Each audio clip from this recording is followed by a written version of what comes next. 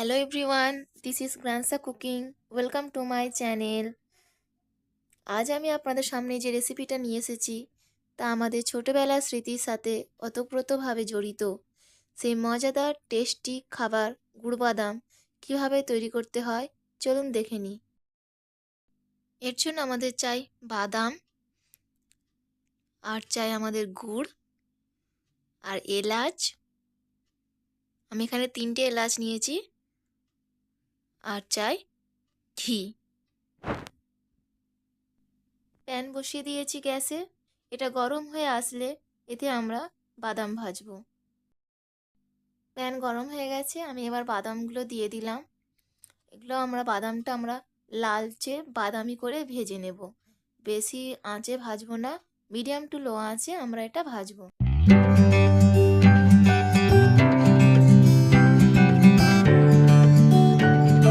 বাদাম ভাজা কমপ্লিট। আমার ভাজতে প্রায় 7 থেকে 8 মিনিট সময় লেগেছে। আমি মিডিয়াম টু লো আঁচে ভেজেছি।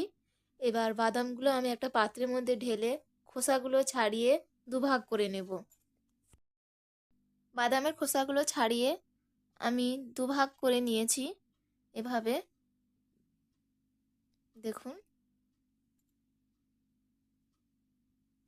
সবার প্রথমে যে প্লেটের মধ্যে আমি গুড় বাদাম কাটবো তার মধ্যে আমি একটু তেল মাখিয়ে নিচ্ছি। ভালো করে চারধারে তেল মাখিয়ে নিতে হবে, তবে গুড় বাদামটা ভালোভাবে তুলতে পারবো। ঘিও মাখাতে পারেন, কোনো অসুবিধা নেই। এরপর আমি গ্যাসে একটা প্যান বসিয়ে নিয়েছি। প্যানটা আমাদের গরম হয়ে গেছে। আমি এর মধ্যে দিয়ে দিচ্ছি ঘি। ঘিটা আমাদের গলে গেলে আমি এর মধ্যে দিয়ে দেব গুড়। গুড় বাদাম তৈরি করার জন্য আপনারা বেশিরভাগ চেষ্টা করবে এরকম ধরনের ননস্টিক প্যান নেওয়ার। তাহলে কি হবে, গুড়টা তলায় লাগবে না, লাগার সম্ভাবনা খুবই কম থাকে। এরপর আমি দেব 1/4 কাপ জল। আমি জলটা দিয়ে মিডিয়াম টু লো আঁচে প্রায় 10 মিনিটের মতন রান্না করে নেব। গুড় আমাদের ভালোভাবে গলে গেছে। আমি এরপর দিয়ে দিলাম 3টে এলাচ, দিয়ে আর আমি আরও কিছুক্ষণ রান্না করে নেব। গুড়টা আমি প্রায় আরও 3 মিনিটের মতো রান্না করে নিয়েছি। এবার আমরা দেব গুড় বাদামের জন্য এটা রেডি হয়েছে কিনা তার জন্য একটা বাটির মধ্যে জল নিয়ে তাতে অল্প পরিমাণ গুড় দেব। দিয়ে ঠান্ডা হয়ে গেলে আমরা হাত দিয়ে এভাবে তুলে দেখব। যদি এটা এভাবে ফ্লাফি হয় তাহলে ভাবতে হবে যে এটা এখনও কিছুক্ষণ রান্না করতে হবে। তাহলে আমরা আরও কিছুক্ষণ রান্না করে নিই।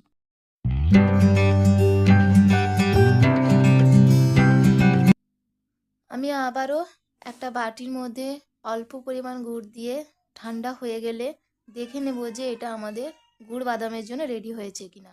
দেখুন, যদি এইরকম হয়, ঠিক এরকম যদি একটা হয় তাহলে আমাদের এটা গুড় বাদামের জন্য রেডি হয়ে গেছে। এবার এতে আমরা বাদাম দিয়ে ভালোভাবে মাখিয়ে নেব।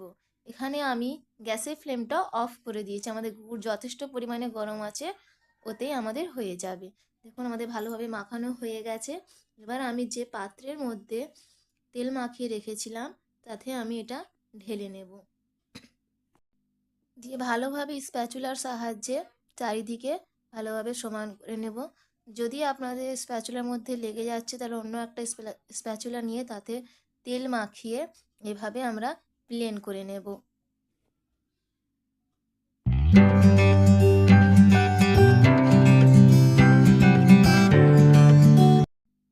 প্রায় আমি 5 মিনিটের মতো ঠান্ডা করে নিয়েছি। এখন এটা গরম আছে, হালকা গরম থাকা অবস্থাতেই আপনাদের কেটে নিতে হবে।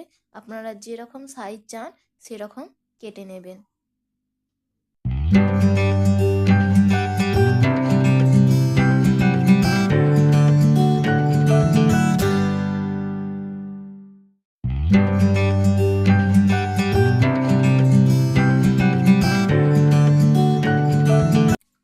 পুরোপুরি ঠান্ডা করার পর একটা পাত্রের মধ্যে তুলে নিয়েছি আমি। একটা ভেঙে আপনাদের দেখাচ্ছি কতটা ক্রিস্পি হয়েছে। আপনারা অবশ্যই ট্রাই করবেন বাড়িতে এই রেসিপিটা। আশা করি আমার এই রেসিপিটা আপনাদের ভালো লেগেছে। যদি আপনাদের ভালো লেগে থাকে লাইক, কমেন্ট, শেয়ার করবেন এবং আমার চ্যানেলকে সাবস্ক্রাইব করবেন। আপনারা সবাই ভালো থাকবেন, সুস্থ থাকবেন। ধন্যবাদ।